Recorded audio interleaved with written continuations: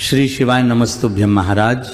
फाल्गुन मास के कृष्ण पक्ष में पड़ने वाली एकादशी को हम विजया एकादशी कहते हैं और यह एकादशी भी सभी एकादशियों के समान विशेष फलदायी मानी जाती है। जैसा कि इसके नाम में ही समझ आता है कि इस एकादशी के व्रत को करने से हमें सभी कामों में विजय प्राप्त होती है। महाराज विजया एकादशी की तिथि को लेकर इस बार लोगों में थोड़ा कंफ्यूजन बना हुआ है कि हमें इस एकादशी का व्रत कब रखना चाहिए, व्रत का पारण कब करना चाहिए और व्रत के नियम क्या है।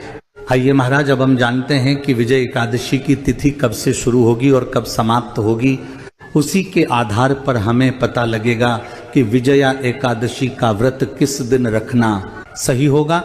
महाराष्ट्र एकादशी तिथि की शुरुआत 12 फरवरी गुरुवार को दोपहर 12:30 से होगी और एकादशी तिथि की समाप्ति 13 फरवरी शुक्रवार को दोपहर 2:26 पर होगी।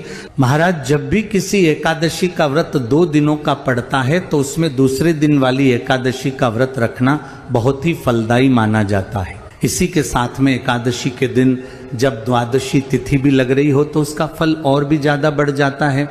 ऐसे में उदया तिथि के अनुसार और सारे नियमों को देखते हुए फाल्गुन कृष्ण पक्ष विजया एकादशी 13 फरवरी 2026 शुक्रवार के दिन ही मानी जाएगी। इसी के साथ में एकादशी के दिन जब द्वादशी तिथि भी लग रही हो तो उसका फल और भी ज्यादा बढ़ जाता है।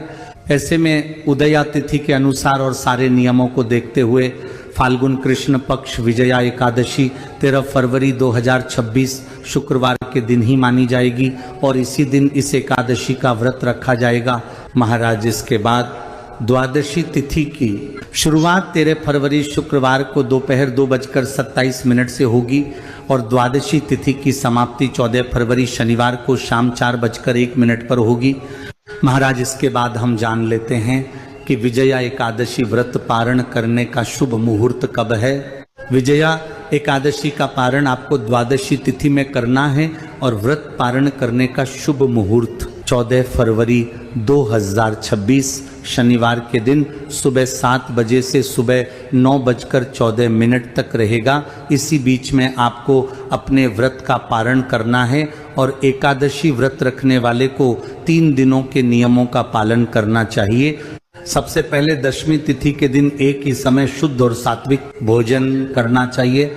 इस दिन तुलसी पत्र भी तोड़कर रख लेना चाहिए। फिर एकादशी वाले दिन सुबह जल्दी उठकर स्नान करना चाहिए और साफ सुथरे वस्त्र पहनकर घर के मंदिर में भगवान विष्णु जी के सामने अपने व्रत का संकल्प ले और ओम नमो भगवते वासुदेवाय नमः मंत्र का जाप करें। इसके बाद इस व्रत में आप चाय पानी फलहार ले सकते हैं और शाम के समय या सुबह के समय एकादशी व्रत कथा भी जरूर सुनें और शाम के समय एक घी का दीपक जलाकर भगवान विष्णु और माता लक्ष्मी जी की पूजन जरूर करें और फिर इसके अगले दिन सुबह जल्दी उठकर शुभ मुहूर्त में अपने व्रत का पारण करना चाहिए। व्रत पारण करते समय आप गंगा जल या आंवले का प्रयोग करके या भगवान के प्रसाद का उपयोग करके व्रत को खोल सकते हैं।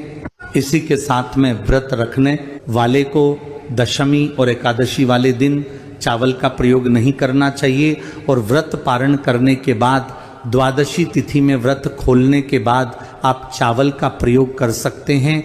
इसी तरीके से व्रत रखने या ना रखने वाले को भी एकादशी वाले दिन चावल का प्रयोग किसी भी प्रकार से नहीं करना चाहिए और ना घर में बनाना चाहिए और नाश्ते के पोहा का सेवन भी नहीं करना चाहिए क्योंकि ये भी चावल से ही बनते हैं।